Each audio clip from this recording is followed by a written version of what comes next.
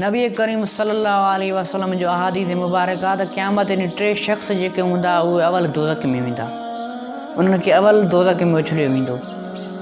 उन मां पहिरियों शख़्स हूंदो इन अवल अन्नास युक़दा यौमल क़यामा रजुलन इस्तुशहिद। उन मां पहिरियों शख़्स हूंदो शहीद। पोइ अल्लाह तबारक व तआला उन खां पंहिंजूं नेमतूं यादि ॾियारींदो। फ़उतिय बिही फ़अरफ़हु नेमहु फ़अरफ़हा।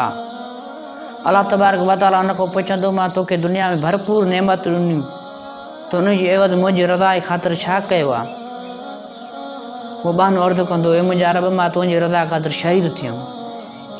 पोइ अल्लाह तबारक व तआला फरमाए, तूं कूड़ थो ॻाल्हाए। तूं उन करे शहीद थियो त तूं माण्हू मूंखे बहादुर सम्झनि, माण्हू मूंखे दिलेर सम्झनि। तूं इन करे त न विड़ियो मुंहिंजी रज़ा जे ख़ातिर, त तूं न विड़ियो। पोइ अल्लाह तबारक व तआला मलाइकनि खे हुकुम कंदो, हिन शख़्स खे ऊंधो वञी दोज़ख में उछलियो। अहिड़ी तरीक़े सां अलाह जे दरबार में हिकिड़ो ॿियो शख़्स आंदो वेंदो, रजुलन तअल्लमल इल्म व अल्लमहु वक़रअल क़ुरान। उहो क़ुरान शरीफ़ जो हाफ़िज़ हूंदो, कारी हूंदो, मुफ़्ती हूंदो, आलिम हूंदो। पोइ अल्लाह तबारक व तआला उनखे पंहिंजूं नेमतूं यादि ॾियारींदो। फ़उतिय बिही फ़अरफ़हु नेमहु फ़अरफ़हा। ए बंदा, मां तोखे दुनिया में भरपूर नेमतूं ॾिनियूं, तूं मुंहिंजी रज़ा ख़ातिर छा कयो?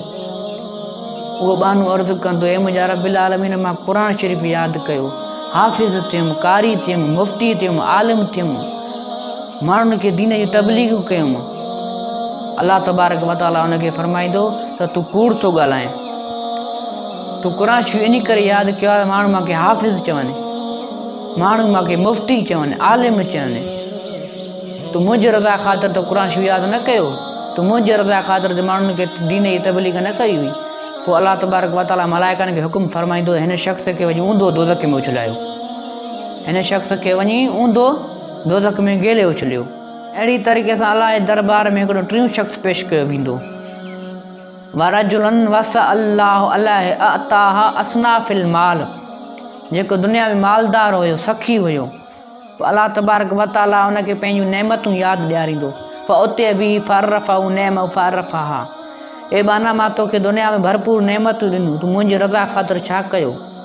उहो बहानो अर्ज़ु कंदो, हे मुंहिंजा रब्बिल आलमीन, मां तुंहिंजी रज़ा ख़ातिर माण्हुनि जी मिसकीननि जी मदद कई, ख़ैरात कया, माण्हुनि मिसकीननि लाइ खाधो कयो, ख़ैरातूं कयूं, ॾुखे वक़्तु माण्हुनि जी मदद कई।